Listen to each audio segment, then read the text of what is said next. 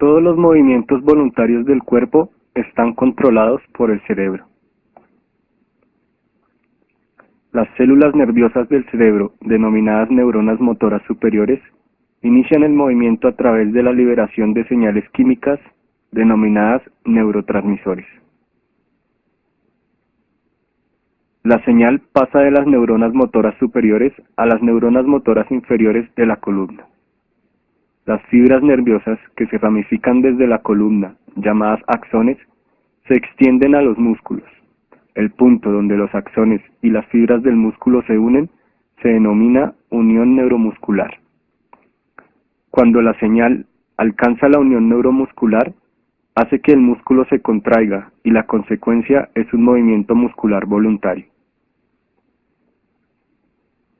La esclerosis lateral amiotrófica, a menudo nombrada enfermedad de Lou Gehrig, es un trastorno degenerativo de las neuronas motoras superiores e inferiores.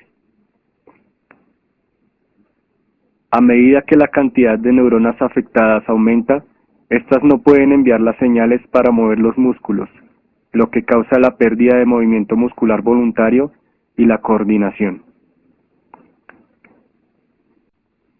Con el tiempo, aparece el debilitamiento de los músculos y la espasticidad. Los pacientes no pueden realizar los movimientos de rutina como caminar y levantarse de la silla. Eventualmente se provoca la parálisis y se altera la capacidad de hablar y respirar.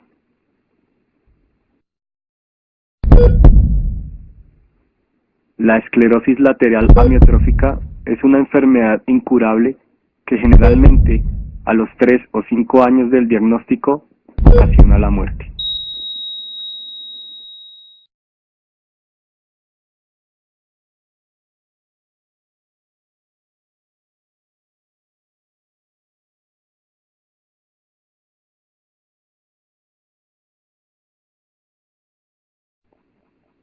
Los casos ocurren aleatoriamente sin ninguna causa conocida. No es posible identificar ningún tipo de factor de riesgo asociable con ella. La esclerosis lateral amiotrófica esporádica es la forma de esclerosis más común, implicando el 90 al 95% de todos los casos.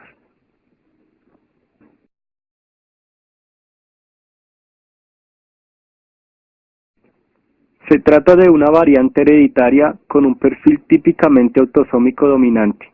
Hay evidencias para un grupo de pacientes que constituyen entre el 5 y el 10% de los casos.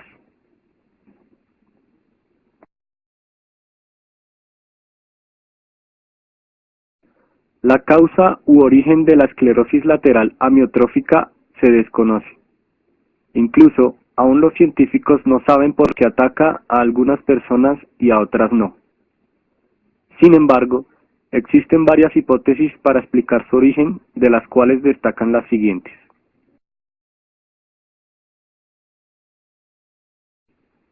En 1993, los científicos del Instituto Nacional de Trastornos Neurológicos y Accidentes Cerebrovasculares, NINDS por sus siglas en inglés, descubrieron que las mutaciones del gen que produce la enzima del SOD1 estaban asociadas con algunos casos de la esclerosis lateral amiotrófica familiar. Esta enzima es un antioxidante poderoso que protege al cuerpo del daño causado por los radicales libres. Los radicales libres son moléculas altamente inestables producidas por las células durante el metabolismo normal. Si no se neutralizan, los radicales libres pueden acumularse y causar daños aleatorios al ADN y las proteínas en las células. Aunque no está claro cómo la mutación del gen SOD1 lleva a la degeneración de las neuronas motoras, existe la teoría de que una acumulación de radicales libres puede resultar en un mal funcionamiento de este gen. Un equipo neurológico japonés publicó en el 2011 un estudio en el que se apunta a la existencia de una causa común subyacente en todas las formas de la enfermedad, un defecto en una proteína llamada ubiquitina 2, encargada de degradar y reciclar otras proteínas. Otros estudios también se han concentrado en el papel del glutamato en la degeneración de las neuronas motoras. El glutamato es uno de los mensajeros químicos o neurotransmisores en el cerebro. Los científicos han descubierto que los pacientes con esclerosis lateral amiotrófica tienen niveles más altos del glutamato en el suero y en el líquido cefalorraquídeo alrededor de la médula espinal. Se ha demostrado que las neuronas comienzan a morirse cuando están expuestas por largos periodos a cantidades excesivas de glutamato.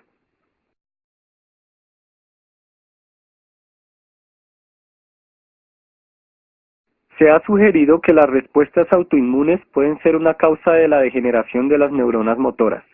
Algunos científicos tienen la teoría que los anticuerpos pueden dañar directa o indirectamente la función de las neuronas, interfiriendo con la transmisión de las señales entre el cerebro y los músculos.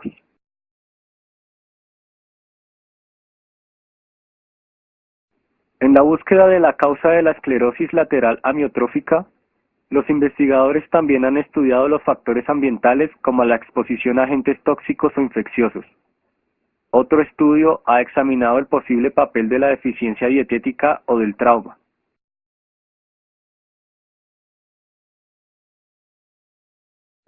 El inicio de la enfermedad puede ser tan sutil que a menudo se pasan por alto los síntomas. Las primeras manifestaciones incluyen contracciones, calambres musculares, debilidad muscular en brazos o piernas, habla deteriorada o dificultad para masticar o tragar. Estas quejas generalizadas después se convierten en una debilidad más obvia o atrofia, que puede llevar a que el médico sospeche de esclerosis lateral amiotrófica. Las primeras funciones del cuerpo afectadas dependen de qué músculos del cuerpo se dañan primero. Los síntomas iniciales pueden afectar las piernas y los pacientes experimentan dificultad al caminar o correr, o se tropiezan más a menudo. Por otro lado, los efectos de la enfermedad pueden suceder en una mano o brazo. Al paciente se le dificulta hacer tareas sencillas como abotonarse una camisa, escribir o girar la llave en una cerradura.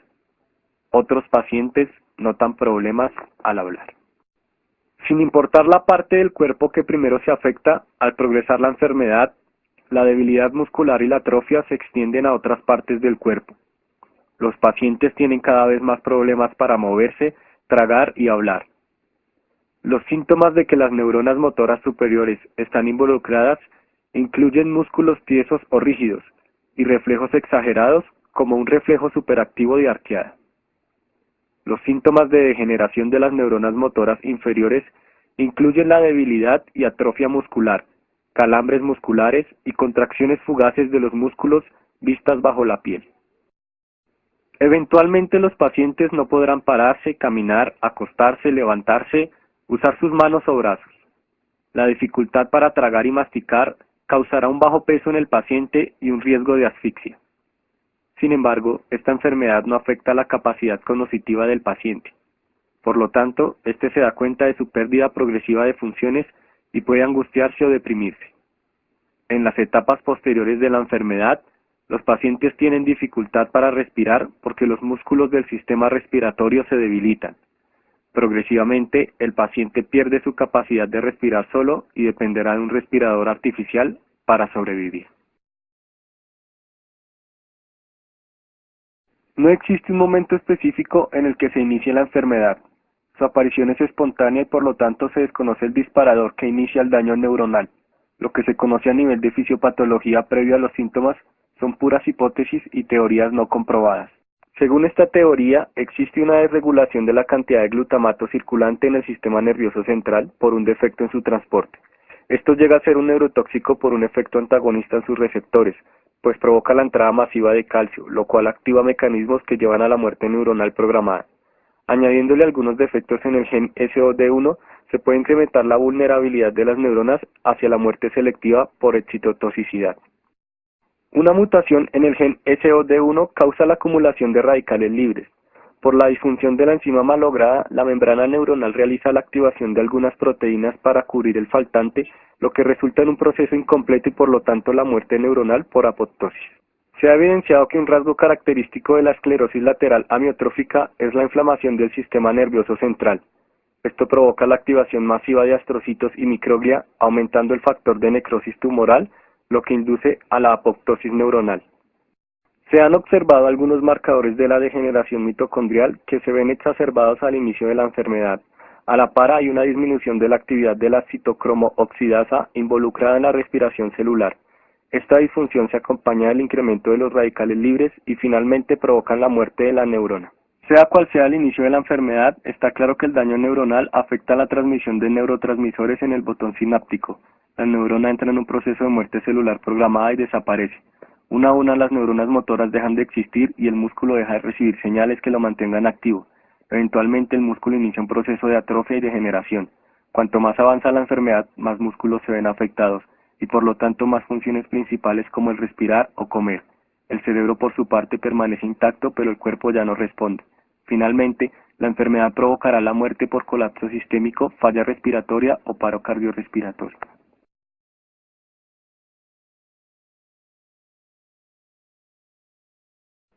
Para que haya un diagnóstico de esclerosis lateral amiotrófica, deben existir señales y síntomas de daño de las neuronas motoras superiores e inferiores que no puedan ser atribuidos a otras causas. No hay prueba que dé un diagnóstico definitivo de la enfermedad.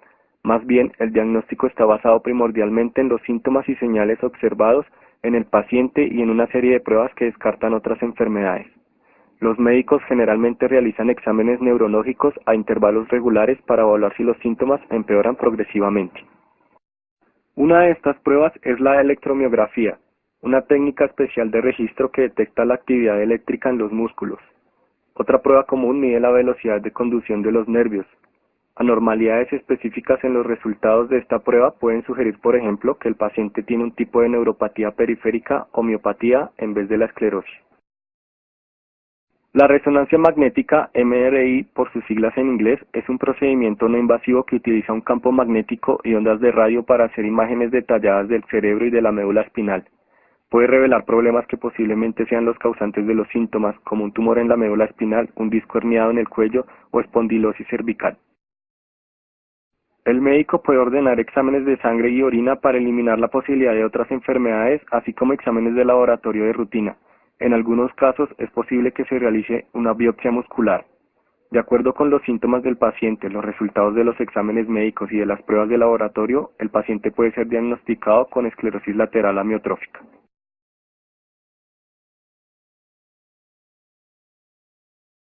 Lastimosamente, aún no existe una cura para la esclerosis lateral amiotrófica y por lo tanto no hay ningún fármaco eficaz para su erradicación.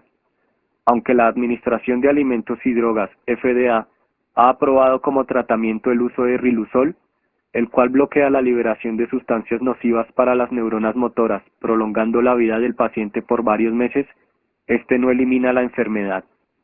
Por lo tanto, los tratamientos para la esclerosis lateral amiotrófica están destinados a aliviar los síntomas y a mejorar la calidad de vida de los pacientes.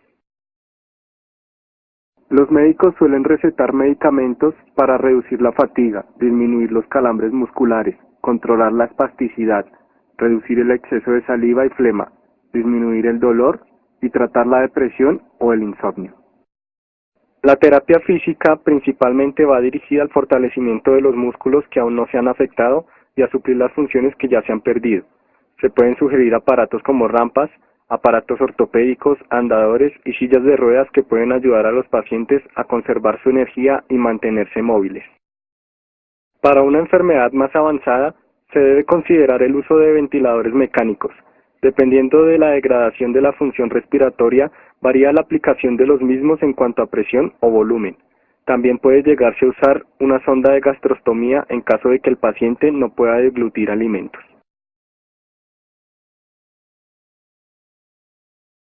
Hay que tener en cuenta que el concepto de enfermedad y muerte está relacionado en la esclerosis lateral amiotrófica, que lleva a un proceso de cambio físico y mental y como consecuencia a un gran impacto emocional, una ruptura y un adiós a algo. El apoyo familiar desempeña un importante papel activo de protección y cuidado, aunque también se ven afectados emocionalmente. Cada día es un adiós. Esto es una realidad que se hace consciente cuando se convive con una enfermedad irreversible como esta.